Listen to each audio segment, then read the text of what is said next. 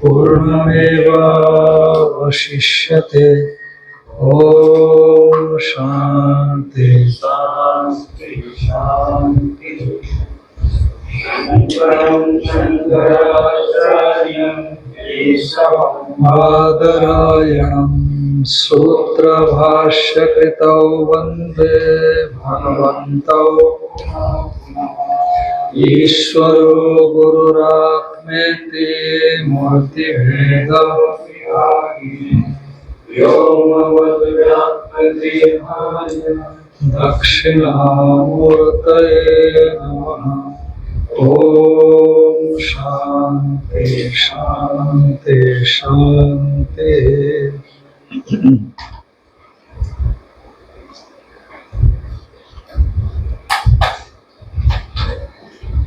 भगवान वेद व्यास के द्वारा प्रणीत जो महाभारत है,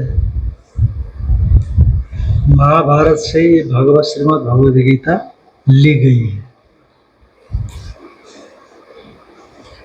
भगवान कृष्ण ने अर्जुन को 18वें अध्याय में भगवद गीता का उपदेश किया युद्ध के बीच में, और भगवान वेद व्यास जी तो उन्होंने बाद में इसका संग्रह किया। और भगवान ने तो पद्यात्मक रूप से न कह करके गद्यात्मक रूप से कहा होगा। भगवान ने जो कहा वो तो बोलचाल की भाषा में या संस्कृत में भी बोला होगा। तो जैसे हम लोग जिस शैली में बोलते हैं उसी शैली में पूछा गया होगा, उत्तर भी दिया गया होगा। पर वेद व्यास जी ने भगवान के उपदेश को गीता के 700 श्लोकों के माध्यम से संग्रह कर लिया। तो विशेष करके यहाँ पर 2 निष्ठाओं की चर्चा मिलती है, एक तो कर्म निष्ठा और एक ज्ञान निष्ठा। कर्म में बाह्य कर्म भी है और मानसिक कर्म भी है। तो बाह्य कर्म हो गए लौकिक कर्म सामान्य और वैदिक स्मार्त कर्म, वैदिक कर्म, स्मार्त कर्म, लौकिक कर्म, ये भी कर्म कोटि में है। और उपासना क्रियात्मक कर्म ही होगी, मानसिक क्रिया है। और जब निष्ठा द्वय की चर्चा आती है गीता में, तो भक्ति को इसी के भीतर में मानना। और ध्यान भी मानसिक क्रिया है, मन से होने वाला, बुद्धि से होने वाली चीज है। और दूसरा एक निष्ठा है ज्ञान निष्ठा। ये जितने भी अभी चर्चा की गई उन सब के माध्यम से हम ज्ञान निष्ठा की योग्यता पाते हैं गीता के अनुसार। जब उस ज्ञान निष्ठा की योग्यता हमें प्राप्त हो जाती है, फिर ज्ञान होने के बाद अज्ञान की निवृत्ति से मुक्ति हो जाती है। तो यहाँ पर भगवान काफी कर्म के विषय में बोलते हैं। संभवतः कहीं न कहीं भगवान के अंदर भी यह संस्कार रहा हो कि अर्जुन के लिए जो कर्तव्य कर्म है, इसे परांगमुख होकर के वो सन्यासी बनना चाहता है, छोड़ देना चाहता है। इसीलिए अर्जुन को एक कर्म में प्रवृत्त कराना जरूरी है। एक तो ये बात। और दूसरी बात है कि निष्काम भावना से किए हुए जो कर्म है, निषिद्ध कर्म नहीं होने चाहिए। तो उन कर्मों के द्वारा चित्त शुद्धि होकर के ज्ञान प्राप्ति की योग्यता उपलब्ध होती है। ये शास्त्र का वचन है। तो इसीलिए जैसे गीता उपनिषदों में आया, कुर्वन् नेवेह कर्माणि जिजीविषेत् शतं समा। तो कर्म करते हुए 100 साल तक जीने की इच्छा रखें। अरे 100 साल की तो क्या, यदि कर्म करते हुए जीने की बातों में साल की गिनती की जाए तो अनादिकाल से तो हम कर्म करते हुए आ ही रहे हैं। तो इससे क्या क्या फर्क मिला, क्या मिला?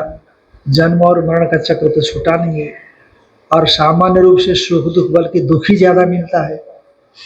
तो श्रुति का तात्पर्य केवल कर्म करने से नहीं, अपितु कर्म में निष्कामता। यही है, निष्काम कर्म करोगे तो फिर आप ज्ञान की ओर बढ़ सकते हो। श्रुति में कहने के ये सब चीजें उल्लिखित है। और उसको श्रीमद् भगवत गीता में भगवान ने स्पष्ट रूप से कह दिया। तो इसलिए दो निष्ठाएं हैं, तो उन दो निष्ठाओं को लेकर के मंगलाचरण का आरंभ करते हैं सूत्रकार। साधन रूप से वैसे विभुर ब्रह्मों के साधन तो है ही, उसमें कोई संशय नहीं। जो कर्म है वो भक्ति है, ये सब को साधन दृष्टि से ही कहा। और जो साध्य है, साध्य का संक्षिप्त, साध्य का क्या प्रतिपादन करेंगे आप? साध्य का संक्षिप्त रूप से बता दिया है। ऐसा करोगे तो परमात्मा की प्राप्ति हो जाती है।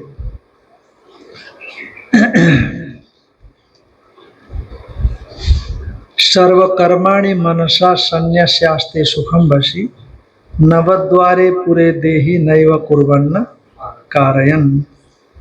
अब नवद्वारे पूरे देहि नैव कुर्वन्न कारयन्, तो साधन कोटि है। तो साधन कोटि से जो गंतव्य लक्ष्य है, उस लक्ष्य की प्राप्ति के लिए ही बताया गया है। तो शायद विष्णु पुराण का मंगलाचरण है ये। गीता में भगवान भाष्यकार ने विष्णु पुराण का मंगलाचरण लिया है। कहीं हो तो हो, हमें कहीं ऐसा ध्यान में आता है, या मनुस्मृति में है या विष्णु पुराण में है कहीं पर। ओम नारायण परो व्यक्तात् अंडम अव्यक्त संभवम अंडस्यांतस्त्विमे लोकाः सप्तद्वीपा च मेदिनी। नारायण परो व्यक्तात् अंडम अव्यक्त संभवम, जो नारायण है परमात्मा, सर्वव्यापक परमेश्वर, अव्यक्तात् परो नारायण। तो अव्यक्त शब्द का अर्थ तो माया, आप जानते हो। अव्यक्त का अर्थ है माया, अव्याकृत, अव्यक्त प्रकृति, अनभिव्यक्त नाम रूप उपाधि, अनेक शब्द शास्त्रों में उपलब्ध होते हैं इसके लिए। तो जो परमात्मा है, परमेश्वर है, वो अव्यक्त से पर है नारायण का। नारायण किसको बोलते हैं? आपो नार, जल को नार कहते हैं। नार का ऐसा क्यों कहते हैं? कहा कि महाराज जल जो है ना, नरसु नव, परमेश्वर से पैदा हुई है। सभी पैदा हुए परमेश्वर से, तो जल भी पैदा हुआ। नर माने परमात्मा, नर का मतलब है परमात्मा। तो उस नर के सुनु माने सुनवह आप, सुनु कहते पुत्र को, सुनु कहते पुत्र को। तो नर की संतान है कौन? आप। जब नर की संतान आप माने जल, नर की संतान आप माने जल है, तो जल को नारा नहीं कर सकते। जैसे वसुदेव की संतान को वासुदेव नहीं बोलते, उसी तरह से परमात्मा हो गया नर, उससे पैदा हुआ जल को क्या बोलेंगे? नार। और नार का अर्थ क्या हो गया? जल। नर की संतान को नार कह दिया, नार मतलब हो गया जल। तो नार एव अयनम आश्रय स्थानम यस्य, तो नार माने जल है, आश्रय स्थान, अयन माने आश्रय स्थान। रामायण नहीं बोलते हैं, राम का अयन, राम का आश्रय स्थल। तो उसी तरह से ये नार माने जल, अयन आश्रय है जिसका, वो हो गया नारायण। सृष्टि से पहले परमात्मा जल में तो आराम कर रहे थे ना, सृष्टि से पहले। तो इसलिए अव्यक्त से परे नारायण है, अव्यक्ता का भी अधिष्ठान रूप है। तो उस अव्यक्त से अंड पैदा हुआ। अंडा, अंडा ऐसा नहीं समझना जैसे पक्षी से अंडा पैदा हो गया। यहाँ पर अपंचीकृत पंचमहाभूत रूप अंड प्रकट हुआ है, और इसी को पंचीकृत कर दिया, इसी को इस अंडे को अंडा बना दिया, ऐसा समझ लेना। अपंचीकृत पंच महाभूत। देखो नीचे दिया हुआ है कि टीका के अंतिम पंक्ति है, आपो नारा इति प्रोक्ता। जल को नार कर दिया, बहुवचन है ना आप, इसलिए नारा ऐसा बहुवचन कर दिया। नहीं तो हिंदी में बोलेंगे तो नारा ही हो जाएगा। और आपो कैसे नारा कह दिया जल को महाराज? जल को, अरे कृष्ण को वासुदेव कहने में हेतु क्या है? वासुदेव का बेटा है, इसलिए कृष्ण को वासुदेव कह दिया। तो जल को आप नारा कहते हो, क्यों? क्योंकि नर से उत्पन्न हुआ, इसलिए उसको नारा कह दिया। और नारा हो गया जल, तो उसी को आगे पंक्ति देख लो दूसरा, आपो नारा इति प्रोक्ता, आपो वे नरसु नव, ऐसा अर्थ लग गया कि नहीं लगा? जो नर के सूर्य यानी बेटे है, पुत्र है आप। अयनम तस्यता पूर्वम, तस्य माने वो जो नर है ना, नर, तो उस नर के, तस्य नरस्य, अयनम ता, अयन माने आश्रय हो, कौन? ताह माने आप, माने नार, वो नर के आश्रय है आप माने नार, इसीलिए तेन नारायण स्मृता, इसीलिए परमात्मा को क्या बोला? नारायण बोला। नारायण ऐसा कहा गया। नर शक्ति तो एक बार वापस माने नृ धातु से नर शब्द बनता है, तो नृ से नर बन करके नर का अर्थ हो गया मुख्य रूप से यहाँ पर परमात्मा। नर का अर्थ हो गया परमात्मा। तो नर माने परमात्मा से जो पैदा हुआ उसको क्या बोल दिया? नार। संपूर्ण जगत पैदा हो गया तो जल भी परमात्मा से पैदा हुआ, इसलिए जल को कह दिया गया नार। वो नार माने जलम, अयनम यस्य, जल है आश्रय स्थान जिसका, कहते पूर्वम, कब? पूर्व में, जब जगत पैदा नहीं हुआ उससे पहले, तो वही उसी में क्या कारण बारी बोलते हैं ना, कारण बारी, तो उसमें किसमें ईश्वर पैदा हुआ था? पूर्व माने सृष्टि, प्राक, सृष्टि से पहले, जब जगत नहीं आया उससे पहले। तो ऐसा, तो इसलिए का अव्यक्तात् माने माया से पर नारायण है, तो उस नारायण से अव्यक्त के माध्यम से, अपंचिक अव्यक्त जो अव्याकृत है उससे, अंडम, देखो अंड एक नंबर में दिया है टिप्पणी, अंडम माने अपंचीकृत भूतात्मकम हिरण्य गर्भतत्वम, अपंचीकृत भूतात्मक हिरण्य गर्भ तत्व प्रकट हुआ। नारायण से ईश्वर, हाँ वो एक ही है, कोई फर्क नहीं पड़ता ईश्वर। अब उत्पन्न हो रहा है इसलिए ईश्वर कह दीजिए उसको। तो इसीलिए कहते हैं अव्यक्तात् अंडम। ज्यादा प्रक्रिया में क्या जाना है? प्रक्रिया में क्या जाना है? ईश्वर में और निर्विशेष में कोई फर्क तो है ही नहीं। जगत उत्पन्न हुआ है इसीलिए उसको ईश्वर अध्यारोप कर दीजिए, सर्वशक्ति गुण संपन्न मान लीजिए, पर वो तो अपने आप को क्या मानता है? निर्विशेष ही मानता है। इसीलिए अंडम, तो अव्यक्तात, अव्यक्त से हो गया अंड, माने वो ब्रह्मांड, अपंचीकृत पंचमहाभूत, तो अव्यक्त संभवम, अव्यक्त की उत्पत्ति हो गई। अंडस्यांतस्त्विमे लोका, ये जो हिरण्यगर्भ रूप है, इसी हिरण्यगर्भ के अंदर ये संपूर्ण लोक है।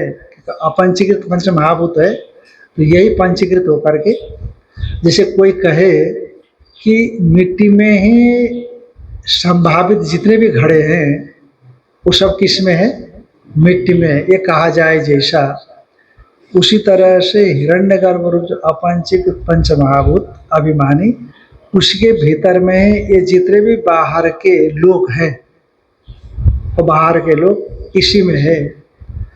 तो बाहर के लोग इसी में है, तो बाहर के लोग कौन?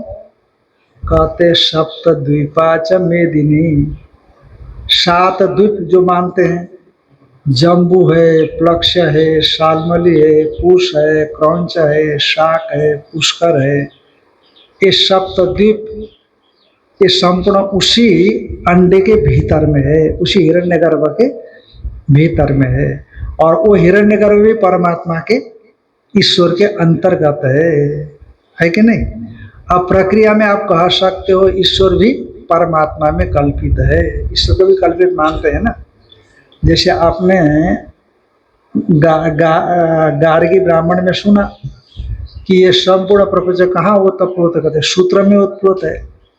सूत्र कहाँ ओतप्रोत है, कहते अंतर्यामी में। अंतर्यामी एतस्यैव अक्षर से प्रशासन गार्गी सूर्यामसु विधृत तिष्ठता, अक्षर में ही ये सब कुछ ओतप्रोत है, अक्षर में कल्पित है। मैत्रेय ब्राह्मण में ऐसा आया कि नहीं आया। ये संपूर्ण प्रपंच जो विराट दिखाई पड़ता है कहाँ है, कहते सूत्र में है। सूत्र कहाँ, कहते ईश्वर में। ईश्वर कहाँ, अक्षर में है। पहले तो मना कर दिया, तेरा सिर फूट जाएगा, क्या प्रश्न पूछ रहे एक के पीछे दूसरा। तो इसलिए तर्क से मत पूछ, आगम से पूछना चाहिए। तो इसलिए सभी ब्राह्मणों से अनुमति मांगी कि मैं 2 प्रश्न पूछती हूँ। ठीक है, जगत को तो हिरण्यगर्भ में ओतप्रोत बताया, तो हिरण्यगर्भ को ईश्वर को पूछना चाहती हूँ कहाँ ओतप्रोत है। तो दोनों प्रश्न का उत्तर उन्होंने दे दिया। तब घोषणा कर दिया मैत्रेयी ने कि आप लोगों में से कोई भी ये जो ब्रह्म विवाद है इसमें इनको जीत नहीं सकते, इसीलिए नमस्कारेण मुच्यध्वम, इसीलिए नमस्कार करके मुक्ति पालो, नहीं तो आप इनको ब्रह्म विवाद में हरा नहीं सकते। तो वहाँ पर संपूर्ण प्रपंच सूत्र में, सूत्र ईश्वर में, ईश्वर अंतर्यामी में, शायद अंतर्यामी अक्षर में ओतप्रोत है, ऐसा बताया वहाँ पर। तो अंड शांतस्त्विमे लोका, ये जो पंचीकृत भूत संघात विराटात्मक लोक इसी अंडे के भीतर में है। और यही जब फूटेगा तो इसलिए यही सभी लोक बन गया। ये अपंचीकृत पंच महाभूत को अव्याकृत से ईश्वर ने बनाया, सब अलग अलग थे। और फिर जैसे व्याकरण की प्रक्रिया है, उस प्रक्रिया के हिसाब से व्यक्त करने की जो प्रक्रिया है, पंचीकरण की जो प्रक्रिया है, उस प्रक्रिया के अनुसार फिर क्या कर दिया, उस सब को एक अंडे के आकार में ले आए। और जब समय होने के बाद वो फूटा अंडा, जैसे पक्षी का अंडा फूटता है तो बच्चे निकलते हैं, पंखा है, पैर है, आँख है, अंग है। तो उसी तरह से जब वो जो अपंचीकृत पंच महाभूत से बना हुआ अंडा है, वो जब फूटा, विश्व ब्रह्मांड, ब्रह्मांड बोलते हैं ना, अंड बोलते हैं वहाँ पर। तो फूटा तो फिर उसमें से विराट निकला, और विराट के आँख से सूर्य हो गया, इत्यादि इत्यादि सब पद, नदी नाले पहाड़ पर्वत लोक लोकांतर फिर उसी अंडे से ही बने। कोई सामान्य अंडा तो है नहीं, वो बहुत विराट अंडा है, बहुत बड़ा।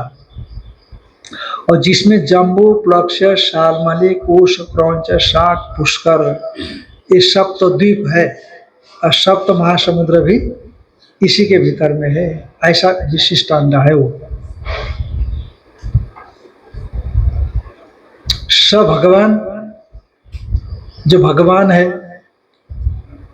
ऐसे तो भगवान का अर्थ आगे जाकर के करेंगे भगवान भाष्यकार स्वयं 2 श्लोकों के माध्यम से। हाँ, ऐश्वर्य से समग्र से धर्म से श्रेय ज्ञान, हाँ, शरणाम भगैति गना, भूतानाम आगतिम गतिम, हाँ, उत्पत्तिम प्रलयम चैव भूतानाम आगतिम गतिम वेत्ति विद्याम अविद्याम च सवाच्यो भगवान इति। ऐसा 2 श्लोकों के माध्यम से भगवान की व्युत्पत्ति आगे करते हैं। तो यहाँ पर भी 4 नंबर टिप्पणी में दिया है, ऐश्वर्य से समग्र से, धर्म से की जगह वीर्य से कर दिया, ऐश्वर्य से समग्र से वीर्य से शस्त्रिय ज्ञान वैराग्य शरणाम भगैति स्मृतम।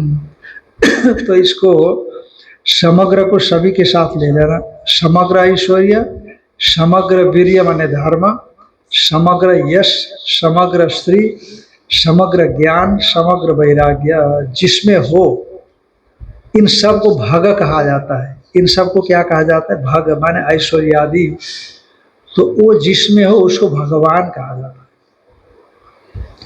ऐसे जो भगवान, सब भगवान सृष्टवा इदम जगत, तो ये तरीका जो ऊपर बताया गया है, इस प्रकार से संपूर्ण जगत को उसने बनाया। अब एक चीज है महाराज की, ये जो आपने मंगलाचरण किया है कि नहीं, तो हमारे यहाँ पर ऐसी परंपरा है, मंगलाचरण तो करना ठीक ही है, क्योंकि हाँ, समाप्ति कामो मंगलम आचरित। भगवान भाष्यकार को भी गीता में शंकर भाष्य की रचना करनी है, तो समाप्ति की अभिलाषा तो रही होगी, तो इसीलिए उन्होंने भी मंगलाचरण किया। तो मंगलाचरण किया नहीं उन्होंने, कई जो पुराण में मंगलाचरण पढ़ा है, स्मृति में पढ़ी है मंगलाचरण का श्लोक, उस श्लोक को उन्होंने यहाँ रख दिया। पर उसी मंगलाचरण के भीतर में अनुबंध चतुष्टय होते हैं। ग्रंथ के अध्ययन में प्रवृत्ति का प्रयोजक जो होता है उसको अनुबंध चतुष्टय कहते हैं। ग्रंथ के पठन पाठन में प्रवृत्ति का जो प्रयोजक होगा, है ना, जो हमको प्रवृत्त कराता है, तो उसको अनुबंध चतुष्टय कहते हैं। तो वो कौन है? का प्रयोजन, अधिकारी, विषय और संबंध, चार होते हैं। तो वो क्या है, यहाँ पे होना चाहिए। तो ये तो वेदांत का ही ग्रंथ है ये भी, इसीलिए वेदांत के जो अनुबंध चतुष्टय है वो इसके भी अनुबंध चतुष्टय, ऐसा समझना चाहिए। पर टीकाकार थोड़ा सा देखते हैं, टीका मैंने छोड़ दी है, लंबी लंबी टीका है इसमें, है ना, टीका लंबी लंबी है, इसलिए अनुबंध चतुष्टय थोड़ा सा देख लेते हैं यहाँ पर कि ऊपर से 7-8 पंक्ति नीचे। अत्र च नारायण शब्देन अविधेयम उत्तम, मिला? नारायण शब्द से अविधेय माने विषय कहा गया, अविधा माने ज्ञान, उसका विषय, विषय हो गया। नारायण ही यहाँ पर विषय है, ऐसा कहा दिया। का नरा एवं नारा माने जीवा, जो नर है वही नार है। पहले नार का अर्थ जल कह दिया गया था, अब नार का अर्थ क्या कर दिया? जीव, जीवा। त्वम पदवाच्या, त्वम पद से जिसको कहा जाता है, तेषाम अयनम अधिष्ठानम तत्पदवाच्यम परब्रह्म, और जीव का अधिष्ठान तत्पदवाच्य परब्रह्म है। तथा च कल्पितस्य अधिष्ठान अतिरिक्त स्वरूप अभावात्, जो कल्पित है जीव इत्यादि उसका अधिष्ठान ब्रह्म से अतिरिक्त स्वरूप न होने से, वाच्यस्य कल्पितत्वेपि जीव पदवाच्य ब्रह्म में जीव पदवाच्य कल्पित होने पर भी लक्ष्य से ब्रह्म मात्रत्वात्, लक्ष्य क्या है? ब्रह्म मात्र होने से जीव का ब्रह्म से ऐक्य हो गया। तत्पदवाच्य ईश्वर और त्वम पदवाच्य जीव, तो वाच्यार्थ जीवत्व ईश्वरत्व, इन दोनों को हटाने के बाद जो जीवगत चैतन्य जीव साक्षी और ईश्वरगत चैतन्य ईश्वर साक्षी, ये जब उपाधि से परे होने से दोनों में ऐक्य हो गया, तो जीव ब्रह्म की एकता हो गई। तो एकता विषय अत्र सूचिता, ये विषय यहाँ पर सूचना दी गई।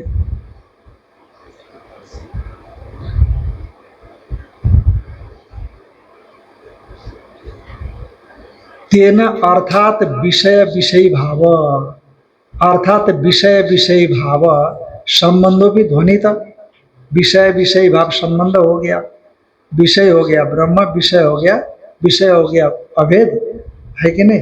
तो उसका ज्ञान विषय हो गया, तो विषय भाव ज्ञान प्राप्य प्रापक भाव संबंध भी कह सकते हो आप। परो अव्यक्तादि इत्यनेन माया संस्पर्श भावोक्त्या सर्वानर्थ निवृत्त्या परमानंद आविर्भाव लक्षणों मोक्ष विवक्षिता। अव्यक्त से परे वो नारायण है, ऐसा कह देने से अव्यक्त माने माया के संस्पर्श का अभाव कह दिया, पर कह दिया ना, तो संस्पर्श का अभाव कह देने से सर्व अनर्थ निवृत्त्या, अनर्थ तो माया में अविद्या में होगी, पर उससे परे कह देने से संपूर्ण अनर्थ की निवृत्ति से परमानंद आविर्भाव लक्षण जो मोक्ष है, प्रयोजन, ये प्रयोजन को बता दिया। संबंध प्रयोजन विषय और तेन च तत्कामस्य अधिकार द्योतिता। तो इससे हो गया वो जो मोक्ष है, प्रयोजन है, दुख के निवृत्ति और परमानंद की प्राप्ति है ना, ये मोक्ष हो गया प्रयोजन। तो उसको जो चाहता है तत्कामस्य, उस काम का अधिकार द्योतिता। तो इस प्रकार से अधिकारी भी समझ में आया। इसीलिए जो मोक्ष को पाना चाहता है वो अधिकारी हो गया, और मोक्ष हो गया प्रयोजन, है ना। और अविधेय माने विषय होगा जीव ब्रह्म की एकता, ठीक। और उनका जो संबंध हो गया जो ज्ञान और ज्ञेय, ये दोनों पदार्थ का आपस में संबंध हो गया, प्राप्य प्रापक भाव संबंध। तो इस प्रकार से अनुबंध चतुष्टय से विशिष्ट ग्रंथ होने से ये अवश्य प्रतिपाद्य हो सकता है, अवश्य इसका प्रतिपादन किया जाना चाहिए।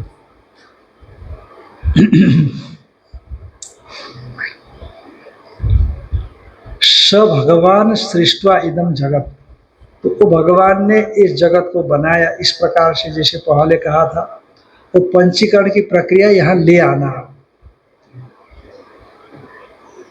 तस्य च स्थितिम चिकीर्षु, अब बनाने मात्र से तो नहीं होगा ना, जिसको बनाया है उसको व्यवस्थित भी रखना पड़ेगा। बनाना तो आसान है पर व्यवस्थित रखना और कठिन हो जाता है, क्योंकि बनाने तो आपने 1 साल 2 साल में बना दिया, भगवान ने तो तुरंत बना दिया संकल्प करते ही, और जो बन गया है उसको आगे तक ले जाना है।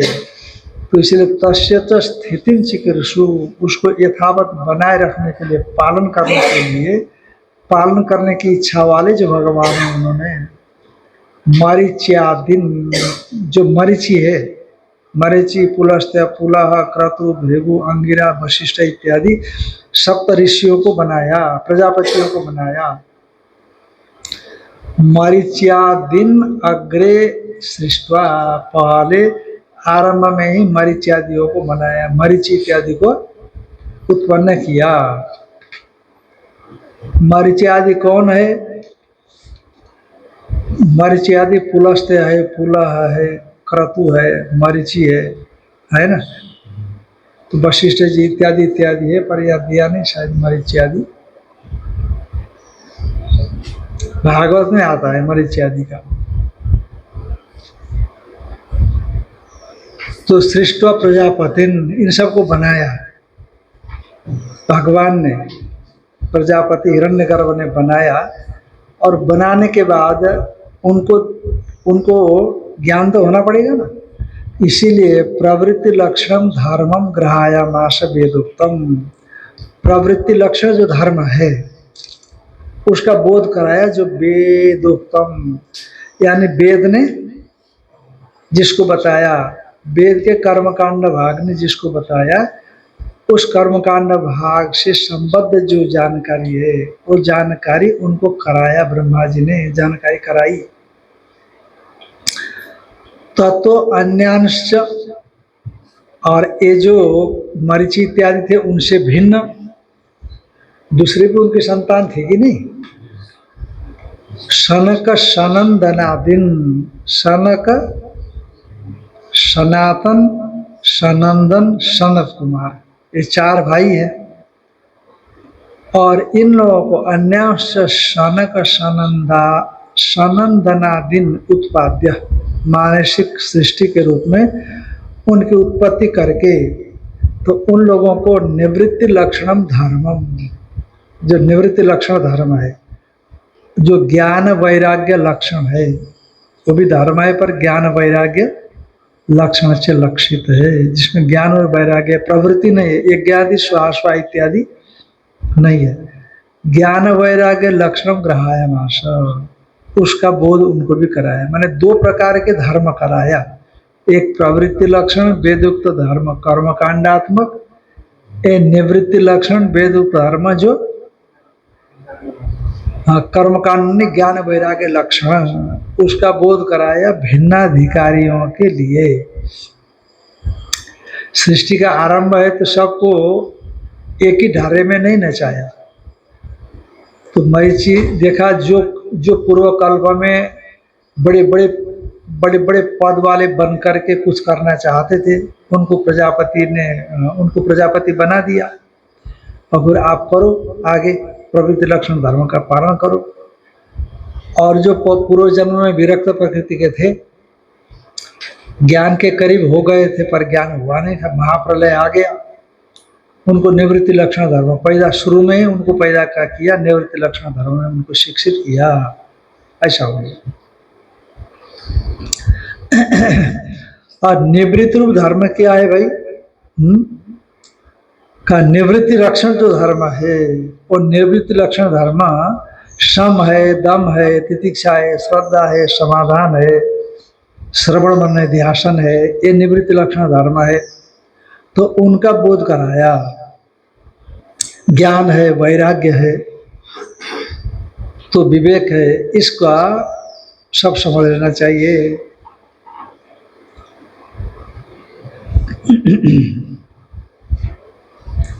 द्विविधो ही वेदोक्तो धर्म। अरे धर्म के विषय में बहुत विवाद देखा गया है, तो इसीलिए कौन सा धर्म बताएंगे? कहते जगत की स्थिति का कारण जो धर्म है, तो उसी के विषय में चर्चा की जानी चाहिए, इसलिए उसी के विषय में चर्चा कर रहे हैं। द्विविधो ही वेदोक्तो धर्म। वेदोक्त धर्म दो प्रकार का है, जो वेद में ही कहा गया है। प्रवृत्ति लक्षणों निवृत्ति लक्षणश्च। एक तो प्रवृत्ति लक्षण धर्म है और एक माने प्रवृत्तिया लक्ष्यते थी प्रवृत्ति लक्षण शैव धर्म।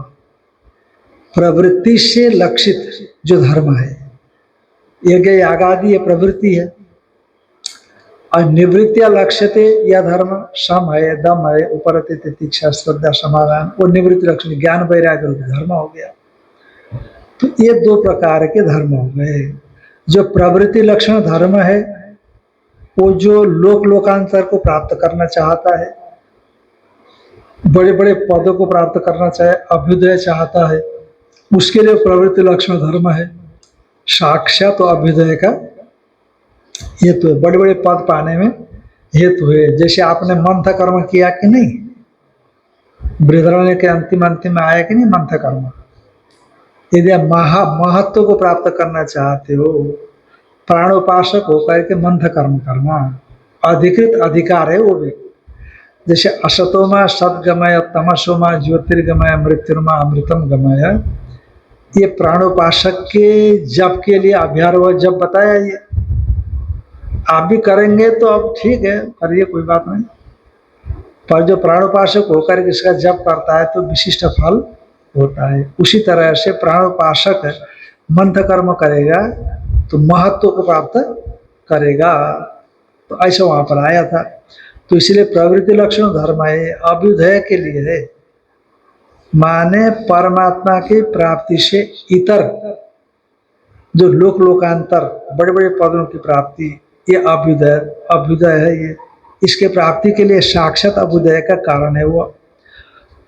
पर यदि मान लो कि आप भी प्रवृत्ति लक्षण धर्म के ही अधिकारी दिखाई पड़ते हैं, पर आप परमात्मा को पाना चाहते हैं, तो वो जो आपका प्रवृत्ति लक्षण धर्म होगा, छोटा मोटा यज्ञ आगादि होगा या दूसरे की सेवा इत्यादि जो होगी, वो क्या करेगी? आपके चित्त को शुद्ध करके ज्ञान की प्राप्ति की योग्यता का संपादन से ज्ञान प्राप्त कराएगा। तो ये प्रवृत्ति लक्षण धर्म अभ्युदय को प्राप्त करने वाले सकामी लोगों के लिए अभ्युदय की प्राप्ति साक्षात कराता है।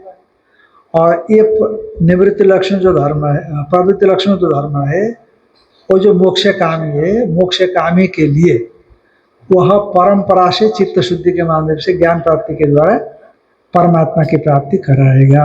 उनके लिए भी उपयोगी है। कौन? प्रवृत्ति लक्षण धर्म, पर निष्काम पुरुष के लिए। अच्छा, जो निवृत्ति लक्षण धर्म तो साक्षात ही मुक्ति के प्रति है, तो इसमें कहना ही क्या है? तो इसी को भेद करके बोलते हैं, जगत स्थिति कारणम प्राणिनाम साक्षात अभ्युदय निश्रेष हेतु यश धर्मो ब्राह्मणादेर वर्ण भी आश्रमी विश्व श्रेयो अर्थ भी श्रेयोर्थ भी अनुष्ठीयमान। कहा कि ये जो दोनों प्रकार के धर्म है वो तत्र एको पद कहीं कहीं पर नहीं है। तत्र एको जो पद है ना ये कहीं कहीं पर नहीं है, किसी किसी में पाठ नहीं है। आपके यहाँ भी है? हाँ, कहते एको तत्र एक अन्यत्र कहीं पाठ इसका नहीं है। जगत स्थिति कारणम प्राणिनाम साक्षात अभ्युदय निश्चय हेतु यश धर्मो ब्राह्मणादेर वर्ण भी आश्रम विश्च श्रेय अर्थ अनुष्ठीयमान। जगत की स्थिति का कारण प्राणियों के साक्षात अभ्युदय और निश्रेयस का हेतु प्रवृत्ति लक्षण धर्म जगत की स्थिति का कारण है और प्राणियों का अभ्युदय के प्रति तो साक्षात हेतु है और निश्रेयस के प्रति परंपरा से हेतु है। तो हेतु तो किन के लिए कहते हैं? जो ब्राह्मणादि वर्णी और आश्रमी है, ब्राह्मण क्षत्रिय वैश्य शूद्र इत्यादि, और आश्रमी है ब्रह्मचर्य आश्रम गृहस्थाश्रम वानप्रस्थाश्रम संन्यास आश्रम ये है। तो वर्णी और आश्रमी जो श्रेय अर्थ भी श्रेय को चाहते हैं, कल्याण को चाहते हैं, उनके द्वारा अनुष्ठीय माना। ये अनुष्ठीय मान है। ये कौन? ये प्रवृत्ति लक्षण धर्म भी अनुष्ठीय मान है। तो अनुष्ठीय मान होने से जो कल्याण चाहने वाले हैं उनके चित्त शुद्धि से परंपरा से परमात्मा की प्राप्ति का साधन बन जाएगा, और जो अभ्युदय पाना चाहते हैं उनको अभ्युदय की प्राप्ति हो जाती है। कहा दीर्घेण कालेन अनुष्ठात्रिणाम कामोद्भवात् हीयमान विवेक विज्ञान हेतु के न अधर्मेण अभिभूयमाने धर्मे प्रवर्धमाने च अधर्मे जगत स्थितिं परिपिपालयिषु स आदिकर्ता नारायणाख्यो विष्णुर्भौमस्य ब्राह्मणत्वस्य रक्षणार्थं देवक्यां वसुदेवाद अंशेन किल संबभूव। माने दीर्घ काल तक जब अनुष्ठान करते हैं ना लोग, तो जरा असावधानी आने लगती है। कितने बार लंबे समय तक जब अनुष्ठान करते हैं तो थोड़ा प्रमाद शुरू हो जाता है व्यक्ति को। कितने बार ऐसा देखा जाता है, शिथिलता आती है, रोज वही करो रोज वही करो रोज वही करो, और कहने के शिथिलता आती है, कहने के प्रमाद होने लगता है, कहने के उल्टा पलटा भी हो जाता है, कहने के उपेक्षा बुद्धि भी आ जाती है। तो इस प्रकार से दीर्घकाल से जो प्रवृत्ति लक्षण धर्म है उसका अनुष्ठान अनुष्ठाताओं ने किया,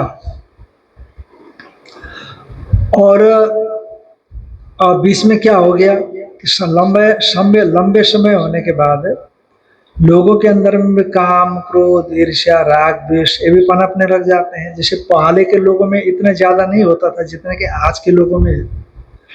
पहले के लोग सीमित संसाधन से अपने जीविकोपार्जन कर लेते थे, अब आज के ज़माने में ऐसा नहीं होता है, क्योंकि अब कामनाएं और ज़्यादा बढ़ गई। पहले से कामना ज़्यादा बढ़ गई, अपेक्षाएं ज़्यादा बढ़ गई। तो उसको कहते दीर्घेन कालेन अनुष्ठात्रिणाम, दीर्घ काल से अनुष्ठात्रियों का कामोद्भवाद इच्छाएं बढ़ने से ये माना विवेक विज्ञान हेतु के नाधर्मेण, माने कमजोर पड़ गया है, हीन हो गया है विवेक विज्ञान। ये विवेक विज्ञान का हीन होना रूप हेतु से, और यही हीन होना रूप हेतु ही क्या हो गया? अधर्म हो गया। इसके द्वारा अधर्मेण अभिभूयमाने धर्म, ये धर्म बढ़ गया, अपने अंतःकरण में अधर्म की मात्रा ज्यादा हो गई। अब जो धर्म अंदर में बैठा हुआ है वो छुप गया। जानामि धर्मम न च मे प्रवृत्ति, जानामि अधर्मम न च मे निवृत्ति, केनापि देवेन हृदि स्थितेन यथा नियुक्तोस्मि तथा करोमि। जानता हूँ सब, गलत क्या है अच्छा क्या है, परंतु क्या करें, अब मेरा धर्म में प्रवृत्ति नहीं होती, अधर्म में प्रवृत्ति होती है। ऐसा लगता है कोई मेरे को पकड़ करके बलात्कार से लगाता है। तो संस्कार जो है ना, संस्कार पवित्र कराता है ना, संस्कार मजबूत है। गलत कार्य करके आया है पीछे, तो इसीलिए उसका प्रारब्ध भी भोग देने के लिए आएगा ना। जो कल कर्म करके आए उसके संस्कार भी अंदर है, और उस संस्कार से प्रवृत्त होगा और अदृष्ट से क्या मिलेगा, भोग मिलेगा। ये होना है। तो इसीलिए केनापि देवेन हृदि स्थितेन, कोई भूत प्रेत लग गया है, वो भूत प्रेत उसको क्या कर रहा है, घुमा रहा है। जैसे बोलते हैं ना महाराज, हमको ऐसा लगता है कोई घुमा रहा है, कोई घुमा रहा है अंदर से, हम ऐसे चाहते पर ऐसा होता नहीं, ऐसा कोई अंदर बैठ करके चला रहा है। चला गया, तुम्हारे संस्कार मजबूत है, वही चला रहा है वो। तो कामोद्भवाद हीयमान विवेक विज्ञान हेतु के ना अधर्मेण, जो विवेक विज्ञान का हीयमान हो गया, घट गया, कमजोर पड़ गया, खत्म हो गया, तो विवेक विज्ञान खत्म हो गया, तो ये हेतु बन गया किसमें, अधर्म में। यदि विवेक विज्ञान बना रहता, हीयमान नहीं रहता, तो अधर्म नहीं आता। तो अधर्म के आने के पीछे क्या हो गया कारण, विवेक विज्ञान का कमजोर पड़ना। विवेक से तो काम नहीं करेंगे, अविवेक से करेंगे तो अधर्म आएगा नहीं आया। अधर्मेण अभिभूयमाने च धर्मे, अधर्म का अभिभूयमान हो गया, धर्म पराजित हो गया, दब गया। बैठा तो है वहां पर बेचारा कुछ कर नहीं पा रहा है। जैसे बहुत बड़े बगीचे में बड़े बड़े पौधे के नीचे एक छोटा सा पौधा पिलपिलाता हुआ पड़ा रहे, है ना, तो पौधे की याद तो दिला देता है ये भी कुछ है, कोई तो है, परंतु कुछ नहीं कर सकता, न फल दे सकता है, न दूसरों को पराजित कर सकता है, न आगे बढ़ सकता है। तो अभिभूयमाने धर्मे, धर्म अभिभूयमान होने पर प्रवर्धमाने च अधर्मे, अधर्म बढ़ गया। अधर्म का कोई यहाँ कहाँ तक कोई पता नहीं लगा, बढ़ता चला गया, बढ़ता चला गया, बढ़ता चला गया। और अब क्या है, धर्म की बात कुछ सीमित लोग ही कर रहे हैं, देखो अब, है ना, धर्म की बात। और सचमुच अंदर से धार्मिक कितने ये बताना मुश्किल है। बोलते तो बहुत लोग हैं धर्म के विषय में बोलने वाले, ईश्वर भागवत धर्म के विषय में भी बोलने वाले बहुत है, अभी भी काफी है। और तो सचमुच धर्म का पालन करने वाले और सचमुच भागवत धर्म का पालन करने वाले कितना है भगवान जानता है कि नहीं। स्वार्थ में आते वो धर्म छोड़ देते हैं, ऐसा देखा जा रहा है। इसलिए कल ही अपने क्या बोलते, शबाब पर है, शबाब बोलते हैं, शबाब चरम पर है, नहीं चरम नहीं कहना चाहिए, बढ़ रहा है, खूब बढ़ रहा है, कली बढ़ रहा है। अभी चरम का काल थोड़ी नहीं आया होगा अभी कली का।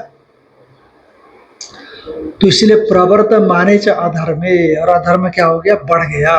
बढ़ने पर अब क्योंकि अधर्म बढ़ेगा तो जगत का नाश होगा, इसलिए जगत की रक्षा करना है ना। यदा यदा ही धर्मस्य ग्लानिर्भवति भारत अभ्युत्थानम अधर्मस्य, अभ्युत्थानम अधर्मस्य, अधर्म का क्या हो गया, उठा। और धर्म तो दबा, अधर्म उठ गया। और तदात्मानम सृजाम्यहम, उस काल में मैं उत्पन्न होता हूँ और अधर्म को दबाता हूँ और धर्म को उठाता हूँ। अधर्म को भगवान भी नष्ट नहीं कर पाता है ना। क्योंकि देखो भगवान जैसे ही अपने धाम में पधारे, भगवान के पधारते ही परीक्षित घूमने लगे कि नहीं, घूमे तो क्या है हालचाल देख लेते हैं। तो वो गौ को कोई मार रहा था, कली था वो, तो फिर वहाँ पर जो इत्यादि इत्यादि आप जानते हैं कथा। तो इसलिए अधर्म नष्ट नहीं हुआ, समय के हिसाब से चीज़ें आ ही जाता है। उस समय कम था, अब बढ़ गया और आगे और बढ़ता जाएगा, आगे और बढ़ता जाएगा। फिर भगवान कल की आएंगे और ये पृथ्वी के जो बड़े पापी राजा है ना, उसको घोड़े में बैठ करके मारेंगे बोलते हैं। अब न्यूक्लियर का जमाना आ गया है, भगवान घोड़े में बैठ करके, हाँ कोई बात नहीं, घोड़े में न्यूक्लियर का असर ही नहीं पड़ेगा घोड़े में, हाँ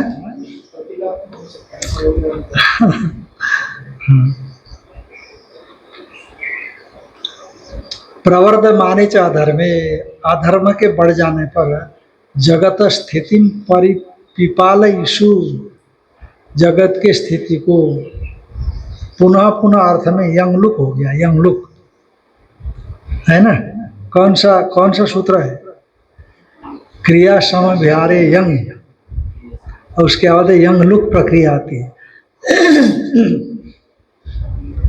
तो इसलिए जगत का परिपालन करने की इच्छा से स आदिकर्ता नारायणाख्य विष्णु, जो आदिकर्ता नारायणाख्य विष्णु है, व्यापक परमेश्वर है, वे भौमस्य ब्राह्मणों ब्राह्मणत्व से रक्षणार्थम, ये पृथ्वी के ब्राह्मण है। भौमस्य ब्राह्मण माने भूमि में स्थित जो ब्राह्मण, भौम ब्राह्मण कहते हैं। तो भौम जो ब्राह्मण है, उनके ब्राह्मणत्व की रक्षा करने के लिए का, क्योंकि पहले वैदिक धर्म का अनुपालन ज्यादातर ब्राह्मण ही करते थे और वही अध्ययन अध्यापन में प्रवृत्त होते थे ज्यादातर। भाई तुम्हारा काम है, तुम जान लो, हमारा काम तो देश की सुरक्षा है। क्षेत्रीय लोग करते थे, वैश्य लोग व्यापार करते थे, हमारा काम है। तो इस क्रियाओं में घालमेल नहीं होता था, क्रियाओं में पहले घालमेल नहीं होता था। ब्राह्मण पठन पाठन करे और उनके उसी प्रकार की इज्जत भी थी, और क्षेत्रीय जगत की रक्षा करता था, ब्राह्मण भी उनकी इज्जत करते थे, और जो शूद्र सेवा करता था उनकी भी इज्जत थी, जिनकी भी इज्जत करते थे, और वैश्य बिजनेस करता था। तो क्रियाओं में सांकर्य नहीं था, और कैसे चलना है ये ब्राह्मण लोग बताते थे, क्योंकि शिक्षित होते थे ना। भाई वेद में ऐसा आया, इस ढंग से करोगे तो आपकी क्रिया शुद्ध रहेगी, आपका भी कल्याण हो जाएगा। तो ज्ञान ही व्यक्ति की आंख है। यदि व्यक्ति के पास आंख न हो तो चलना मुश्किल हो जाएगा। तो उसी तरह से ये आंख है, ज्ञानी जो ब्राह्मण आंख हुआ करते थे, इसलिए सबको उपदेश देते थे। तो फिर अपने अपने धर्म के हिसाब से जगत व्यवहार सही ढंग से चलता रहता था, है कि नहीं? ब्राह्मण का मतलब जो जन्मजात ब्राह्मण को भी ब्राह्मण कहते हैं, और एक ब्रह्म को जानने वाला को भी ब्राह्मण। नहीं, ये जन्मजात को ही लेना, जो जन्म से ब्राह्मण है ना, और फिर बाद में संस्कार इत्यादि होकर के जो संस्कारी बन गया है, वेदाध्ययन करता है, तो उसी को ले लेना चाहिए। तो उन्होंने जो वैदिक परंपरा को ठीक ढंग से समझा और समझ करके लोगों को उसका उपदेश दिया, तो वैदिक परंपरा के हिसाब से जो जगत की स्थिति होनी चाहिए थी वो बनी रहती, तो इससे जगत की रक्षा होती, ऐसा कहने का आशा है ये, है ना। पर अब उसमें क्या हो गया, और अब ब्राह्मण जो उपदेश करने वाले हैं, मुझे नहीं लगता है कि नीचे के तबका उतना खराब हो गया होगा जितना ब्राह्मण गड़बड़ हो गया। इसलिए उसको अपने वेद की जानकारी नहीं रही, सम दम त्याग तपस्या का भान नहीं रहा उसको, ये नहीं रहा, तो दूसरों में उतना बड़ा पाप नहीं बताया जितना ब्राह्मण अपने धर्म से च्युत होता है तो पाप बताया। जितना उसको श्रेष्ठ बताया, उसी तरह से उसके लिए कायदे नियम भी बहुत बड़े बताए गए हैं। पर धीरे धीरे कामनाओं से, अपेक्षाओं से, तो वो अपने धर्म का त्याग कर दिया, धीरे धीरे उसने अपने धर्म को छोड़ दिया। तो छोड़ने से अब उसमें सामर्थ्य का ह्रास हो गया, और शास्त्रीय सम्मान तो चाहता है, परंतु वो सामर्थ्य पाना प्रयास करना नहीं चाहता। तो इसलिए उंगली उठेगी कि नहीं उठेगी, तो ये बात हो गई। तो इसलिए कहा यदि वो शास्त्रीय मर्यादा के हिसाब से रहता तो उस ढंग से रहने से वह संसार की रक्षा करने में सक्षम होता।